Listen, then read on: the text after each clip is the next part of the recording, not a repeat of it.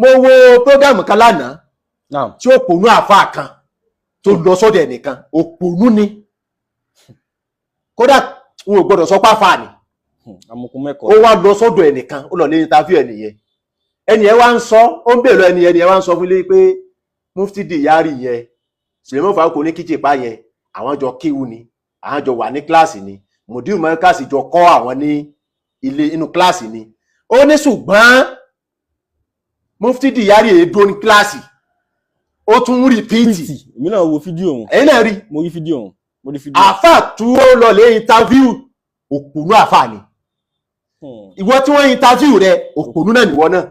ẹjọ́ jẹ́ kíláàsì kan náà àjọ interview yín Mufti sì wá so ire jù ọ lọ níbo lẹ́yìn wá wà lénìí. ẹni tó rìpíìtì tó wá so ire jù lọ ẹni tó rìpíìtì. Mufti tó wá so ire jù ọ lọ níbo lẹ́yìn wá wà lénìí. ìwọ tó mọ kéwù ìwọ wá jẹ́ ìyá yóò wá mẹ́ ẹni tí wọ́n rìpíìtì òun láyé wá mọ̀. ó yẹ kó ó tẹ́ pé ìrẹ́ ti dàrú orí ìwà àfà yẹn ti dàrú ẹni tó rìpíìtì ó tún wá jẹ pẹ́sidẹ́ǹtì àwọn àfà lẹ́yìn lérí lẹ́nìí níbo láyé rẹ wà ó tún wá lè jáde ó tún irú ọ̀rọ̀ báwọn tó wá ń jáde lẹ́nu rẹ ó lẹ́kọ̀ọ́ o wàláhì ò lẹ́kọ̀ọ́ ìwọ tó lọ lé interview èèyàn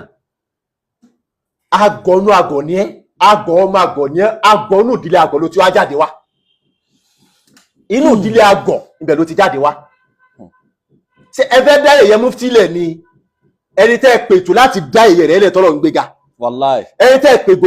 tẹ́ pètò pèrò láti pètò ẹ̀bíwó tọ́lọ̀ tún náà rò rẹ̀ ẹni tẹ́ pètò pèrò pé nítọ̀ ibo